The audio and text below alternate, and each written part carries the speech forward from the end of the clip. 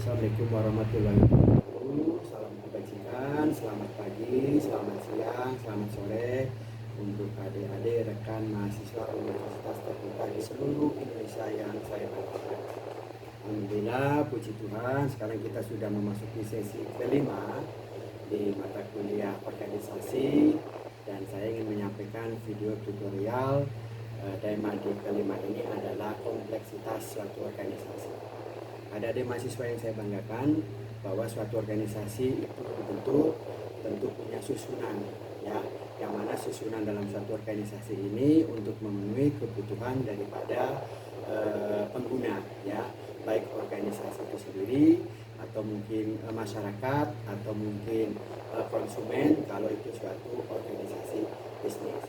Nah, kompleksitas dalam suatu organisasi ini adalah seberapa besar, seberapa banyak organisasi itu bisa kita bentuk, bisa kita susun untuk memenuhi kebutuhan, ya, konsumen kalau suatu organisasi bisnis, kalau suatu organisasi masyarakat atau ormas atau organisasi politik, mungkin seberapa besar organisasi itu bisa memenuhi kebutuhan daripada masyarakat.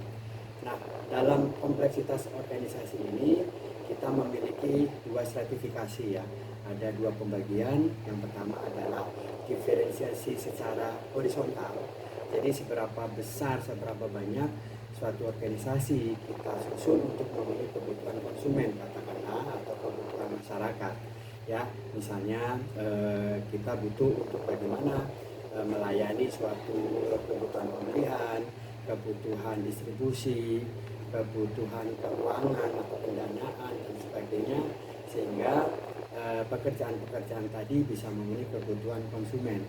Kalau misalnya suatu organisasi kemasyarakatan atau organisasi politik, seberapa besar, ya, bidang-bidang atau bagian-bagian yang bisa memenuhi kebutuhan-kebutuhan masyarakat, ya, ataupun penduduk di dalam kerangka memenuhi kebutuhan.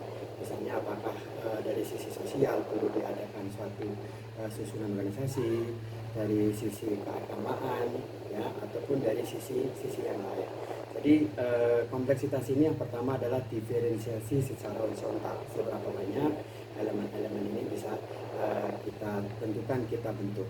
Nah, tentunya ini harus memenuhi syarat, ya.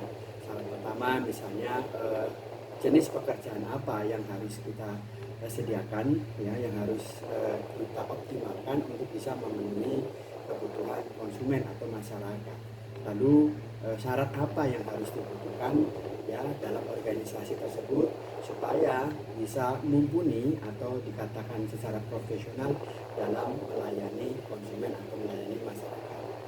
Yang kedua adalah sertifikasi atau diferensiasi secara vertikal, ya. Semakin besar suatu organisasi, biasanya jenjang urusan, ya, secara hierarkis, yaitu mungkin akan semakin panjang, semakin banyak. Namun juga sebaliknya, kalau mungkin organisasinya dalam lingkup masih sederhana, masih kecil, maka secara vertikal urusan hierarkisnya atau urusan birokratisnya akan semakin pendek. Nah, inilah kompleksitas yang bisa kita maknai bahwasanya suatu organisasi memiliki diferensiasi secara horizontal ataupun secara vertikal. Tetap semangat selalu dan sukses.